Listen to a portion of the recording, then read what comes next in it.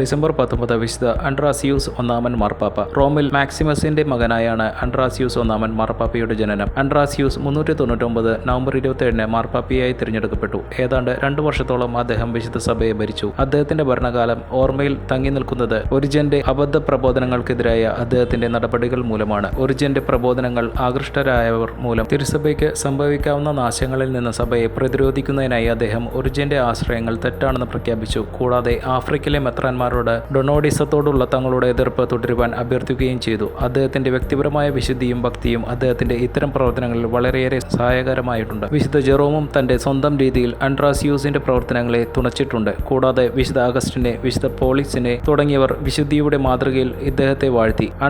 അൻഡ്രാസിയൂസ് ഒന്നാമൻ മാർപ്പാപ്പയാണ് സുവിശേഷം വായിക്കുമ്പോൾ നിൽക്കുവാനും തങ്ങളുടെ തലകുനിച്ച് വണങ്ങുവാനും പുരോഹിതർക്ക് നാമനിർദ്ദേശം നൽകിയത്. 401 വെച്ച് വിശുദ്ധൻ മരണമടഞ്ഞു. റോമിലെ രക്തസാക്ഷി സൂചികയിൽ ഇപ്രകാരം രേഖപ്പെടുത്തിയിരിക്കുന്നു: കടുത്ത ദാരിദ്ര്യത്തിലും അപ്പോസ്തലിക വിശുദ്ധിയിലും ജീവിച്ച അൻഡ്രാസിയൂസ് ഒന്നാമൻ മാർപ്പാപ്പ റോമിൽ വെച്ച് മരിച്ചു. റോം ഇദ്ദേഹത്തെ കൂടുതലായി അറിയിക്കുന്നില്ല എന്നാണ് വിശുദ്ധ ജെറോം രേഖപ്പെടുത്തിയിട്ടുള്ളത്.